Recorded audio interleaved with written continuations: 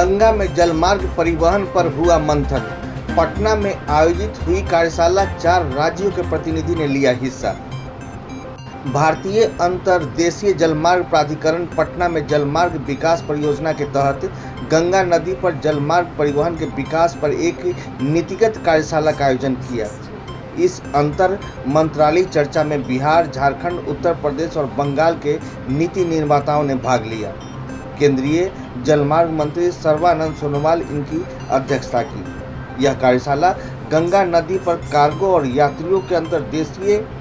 जलमार्ग परिवहन को मजबूत करने पर केंद्रित रही। इस कार्यशाला में सड़क परिवहन, वायु परिवहन के बाद गंगा नदी के जरिए कार्गो परिवहन कैसे सुचारू रूप से किया जाए, इसके बारे में विस्तृत रूप से चर्चा की गई। सरकार की ही तरफ से भारत सरकार में हम लोगों ने पहली दफा 2012-13 में नेशनल सिल्ट मैनेजमेंट पॉलिसी की मांग की थी, जो अब अंतिम चरण में है। उस समय से लगे उसको फाइनल करिए, क्योंकि सिल्ट मैनेजमेंट में और आप जो ड्रेजिंग का काम करते हैं वो सिर्फ अपना वेसल मेड़ा कैसे निकल जाए, इसके लिए बिहार क्योंकि नदियों का प्रदेश है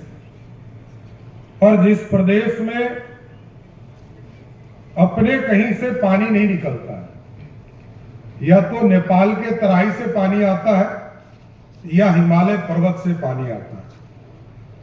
और गंगा में जितना पानी बिहार के बॉर्डर पर आता है उससे 3 गुना अधिक पानी हम बिहार के लोग देकर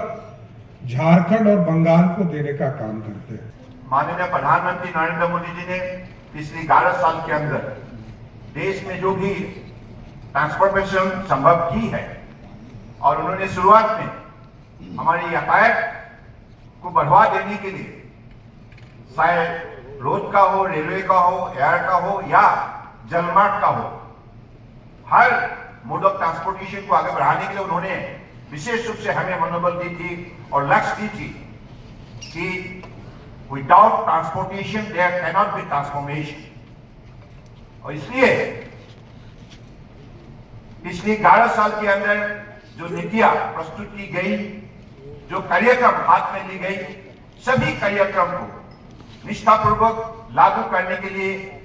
प्रदेश सरकार के सहयोग से हमारे राष्ट्रीय जलमार्ग में बहुत सफल रूप से काम हुई। देता हूं, और आज जैसे माननीय प्रधानमंत्री जी ने हमें निर्देश दी थी कि जलमार्ग विकास के लिए मजबूत कदम उठाना चाहिए और हर कार्यक्रम, हर परियोजना को सही समय पर लागू करना चाहिए, क्वालिटी इंप्लीमेंटेशन होना चाहिए और प्रदेश सरकार का साथ मिलकर कामों का गति को बढ़ाना चाहिए। तो उसी दिशा पर हमारा मंत्रालय काम कर रहा है। पिछले मोदी जी के नेतृत्व में जो 11 साल की उपलब्धि हमें हासिल हुई है, आप लोगों को भी मुझे लगता है गर्व महसूस होगा, क्योंकि पिछली यूपीए के कार्यकाल में नेशनल वाटरवेज में cargo handling capacity ship 18 million metric ton पर सीमित रहे, लेकिन नई पॉलिसी, प्रोग्राम, इनिशिएटिव के वजह से मोदी जी के नेतृत्व में आज जलमार्ग जिस हिसाब से विकास हुई है, और इसके वजह से 145 मिलियन मेट्रिक टन तक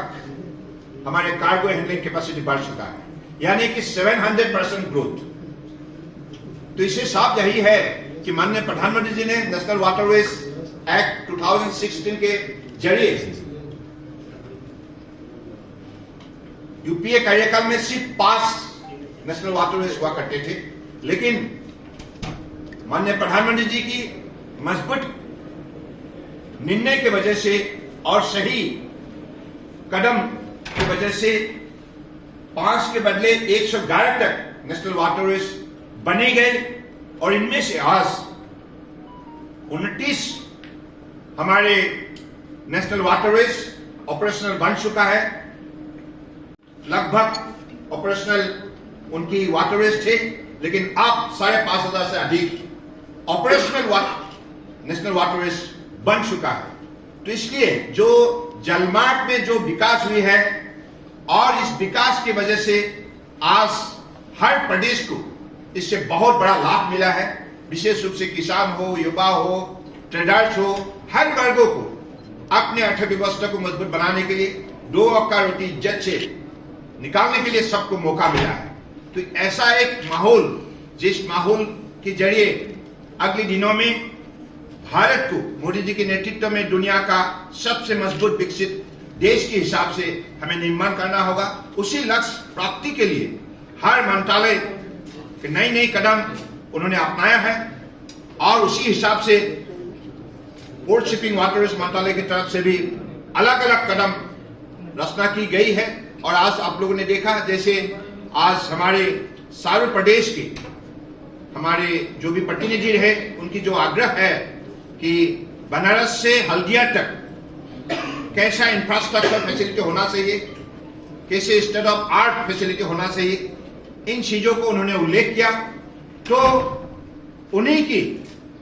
दिए हुए सुझाव के मुताबिक हम लोगों ने भी कदम उठाने का वादा किया है। पटना में इनलैंड वाटरवेज का जो वेसल है, इस वेसल का रिपेयर सेंटर भी बनेगा और बनारस से हल्दिया तक जो भी रिवर क्रूज चलेगा,